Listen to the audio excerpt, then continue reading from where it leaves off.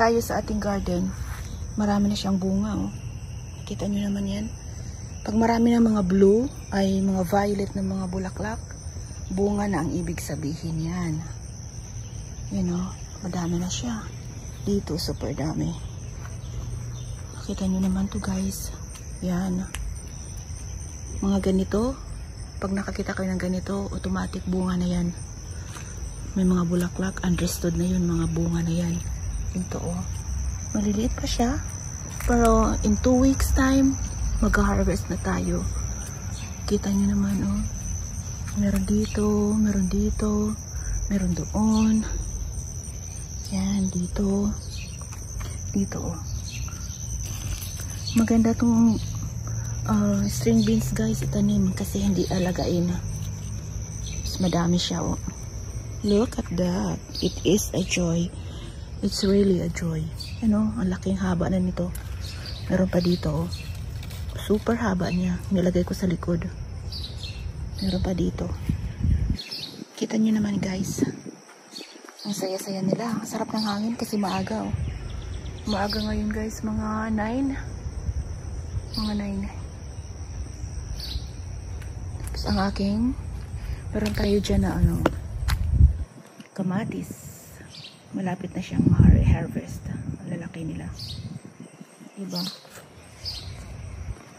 Ang ating, tayo sa ating ampalaya.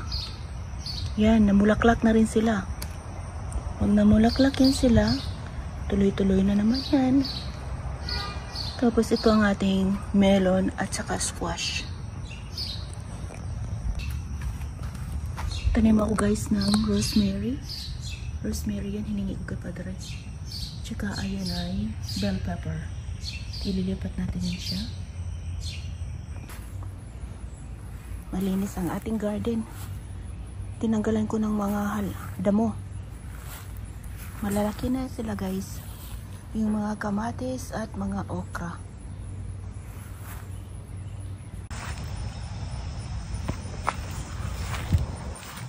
Good morning, guys. Nakikita nyo, meron tayong bunga, no? Yan, no? Bunga yan siya. Ngayon lang yung umaga. Pero hindi natin alam kung maging effective siya, mabubuo siya. Dahil wala akong nakitang bees. Ang gagawin natin, ito siya, lalaki to, tanggalin natin to. Tanggalin natin to. Kakat natin. Tapos ito, nakita nyo ba yan?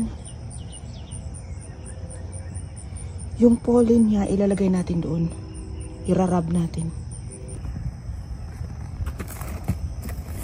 Tanggalin natin to, guys. Para makuha natin.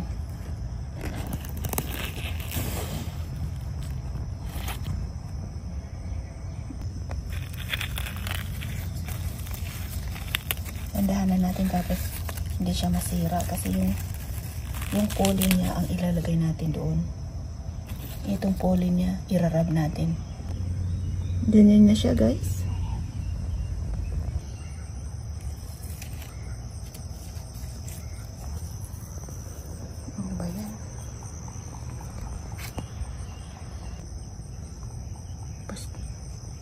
Yan, ipapahid nyo yan dyan, guys.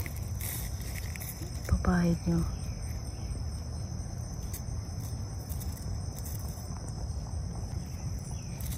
You rub it right there.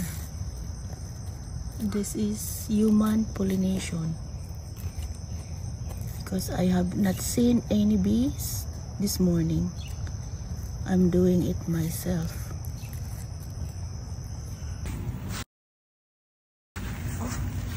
Ito na, guys, ang pinopollinate natin.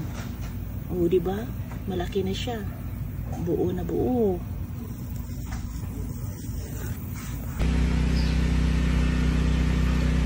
At magtatanim tayo ng ito, guys.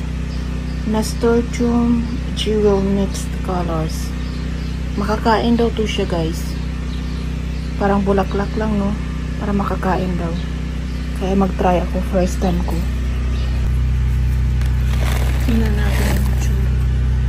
Ay, ganyan pa Tapos, sow in average soil and full sun to part shade after danger of frost. Blooms in spring and summer. Tingnan nga natin guys. Na-intriga tuloy ako nito. Ito na yung hitsura niya guys. After few weeks.